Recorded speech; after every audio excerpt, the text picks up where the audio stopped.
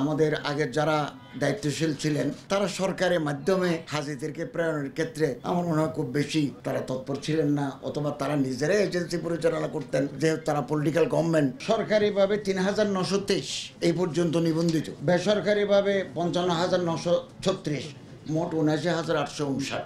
এখানে যদি বাড়ে, এবার ১০,০০০ বাড়লেও আমরা ১০,০০০ নিয়ে যাব। সরকারের চাদরের ভিতরে under the umbrella of the government আমরা তাদেরকে নিয়ে যাব। সরকারি পৃথিবীর সব দেশে, এমনকি পাকিস্তানেও, ইন্দোনেশিয়া তো প্রায় 90% গভর্নমেন্টের। আমরা আজকে বিকেল ৫টার ভিতরে আমরা এজেন্সির কাছ থেকে একটা জিনিস জানতে চেয়েছি যে অপেক্ষমান আর কত আছে, যারা ইনপুট দিতে পারে নাই ১২ তারিখ রাত ১২টার মধ্যে যারা দিতে পারে নাই, এরকম সংখ্যা কত। এটা যদি আমরা আজকে বিকেলের ভিতরে পেয়ে যাই, তাহলে কালকের বৈঠকে আমরা বলবো যে এতজন হাজি ইজ অ্যাওয়াইটিং ফর রেজিস্ট্রেশন। পাইপলাইনে কত আছে।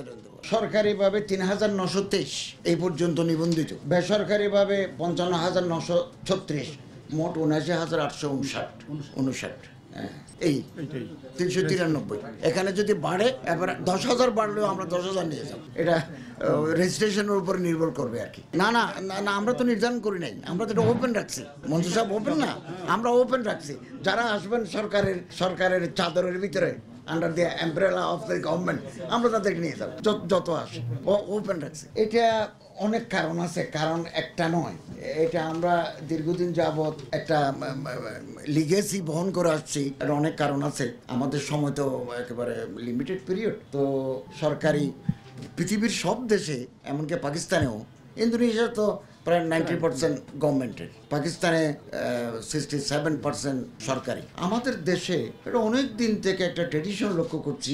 আমাদের আগের যারা দায়িত্বশীল ছিলেন তারা সরকারের মাধ্যমে হাজিদেরকে প্রেরণের ক্ষেত্রে আমার মনে হয় খুব বেশি তারা তৎপর ছিলেন না, অথবা তারা নিজেরাই এজেন্সি পরিচালনা করতেন, যেহেতু তারা পলিটিক্যাল গভর্নমেন্ট। এ সমস্ত কারণে সরকারের, আর না হলে তো আমরা বেস্ট ফেসিলিটিস প্রোভাইড করি, বাকি টাকা আমরা ফেরত দিই। আমাদের পক্ষ থেকে তো সেবার কোনো কমতি নেই। আরেকটা কথা আছে, সেটা হচ্ছে গ্রাম লেভেলে কিছু মধ্যস্বত্বভোগী বারবার হজ এজেন্সি অফ বাংলাদেশ আমাদের কাছে অভিযোগ করেছে যে মধ্যস্বত্বভোগীদের দৌরাত্বের কারণে ওনাদের সার্ভিস দিতে ওনারা বিড়ম্বনার শিকার। এমন আছে যে গ্রাম পর্যায়ে হাজি সংগ্রহ করে ওনাদেরকে দেন, একটা পার্সেন্টেজ যারা সংগ্রাহক আছে তারা নেন। ওই হাজি সাহেব এজেন্সির নামও জানেন না এবং তার সাথে কোনো চুক্তিও নেই। এরকম একটা মধ্যস্বত্বভোগী শ্রেণী গড়ে ওঠার কারণে সরকারি পর্যায়ে হাজি কম, যেহেতু আমরা তো তাদের ওই পরিমাণ টাকা দিতে পারি না, ১০-২০ হাজার ৩০ হাজার করে তারা একজনের কাছ থেকে নেয়। এরকম আরো নানা কারণ আছে, পলিটিক্যাল কারণ আছে, এই কারণে এটা কম। তো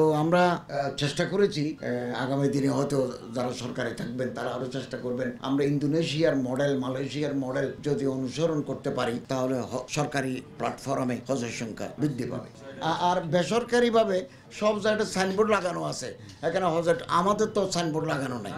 এটা একটা কারণ সরকারি পর্যায়ে হাজি কমে যাওয়ার। হজ গাইড যদি আপনি নিয়োগ না করেন, তাহলে হাজি সাহেবদেরকে মিনা, মুজদালিফা, আরাফা, মক্কা, মদিনা হজের যে রিচুয়ালস বাধ্যতামূলক, ম্যান্ডেটরি, এগুলো শিখাবে কে, এগুলো দেখাবে কে? এই জন্য হজ গাইড ইজ এসেন্সিয়াল, এবং এটা formulated by the Saudi government and Bangladesh government. না, এরা মধ্যে শুধু এরা তো শ্রম দিচ্ছেন, এবং একটা গাড়িতে ৪৬ জন করে যাত্রী ধরে ওনাদেরকে মক্কায় নেওয়া, মদিনায় নেওয়া, দোয়া দরুদ শিখানো, মাসালা মাসাইলের জন্য আমরা কিন্তু হজ গাইড আলেমদেরকে নিই, অথবা যাদের ইসলামিক নলেজ আছে হজ সংক্রান্ত তাদেরকে নিই। আচ্ছা, এটা তো হজ সংক্রান্ত নয়।